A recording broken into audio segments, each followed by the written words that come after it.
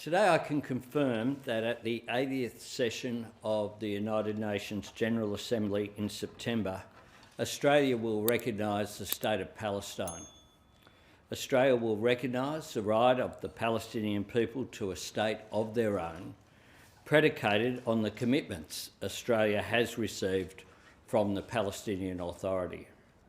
We will work with the international community to make this right a reality. A two-state solution is humanity's best hope to break the cycle of violence in the Middle East and to bring an end to the conflict, suffering and starvation in Gaza. The international community's vision for a just and lasting peace in the Middle East always encompassed two states, living side by side with internationally recognised borders. Ever since the atrocities perpetrated by Hamas on the 7th of October 2023, Australia has stood with the people of Israel and our partners and allies around the world in calling for the release of the hostages. For the sake of their loved ones and all who share in their pain, we repeat that call today. Our government has made it clear that there can be no role for the terrorists of Hamas in any future Palestinian state. This is one of the commitments Australia has sought and received from President Abbas and the Palestinian Authority. The Palestinian Authority has reaffirmed it recognises Israel's right to exist in peace and security.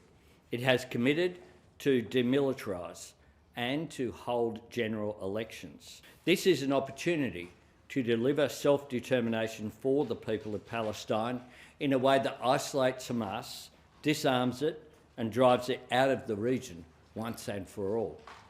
The international community is moving to establish a Palestinian state, and it is opposing actions which undermine the two-state solution.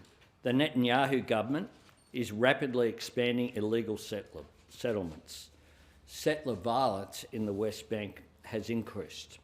There have been threats to annex the occupied Palestinian territories and proposing the permanent forced displacement of the Palestinian people.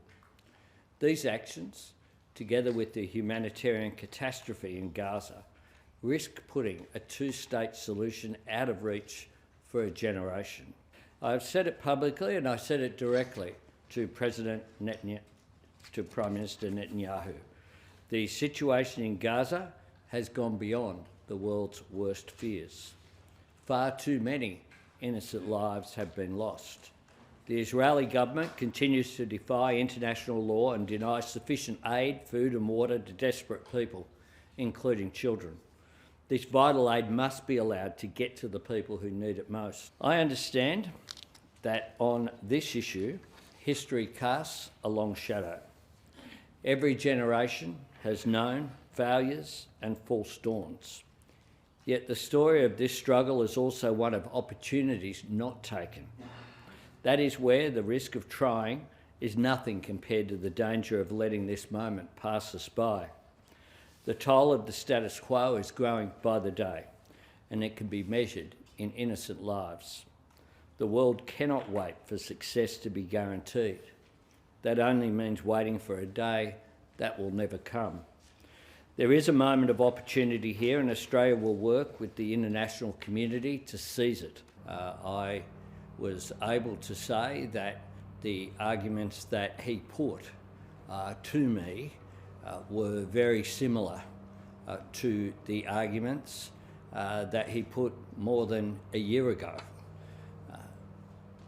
It seems to me very clearly, and I put the argument to him, that we need a political solution, not a military one, because a military response alone has seen the devastation in Gaza, and that has contributed to the massive concern that we see from the international community, not just from leaders, but from community members, at the catastrophe that we are witnessing in Gaza.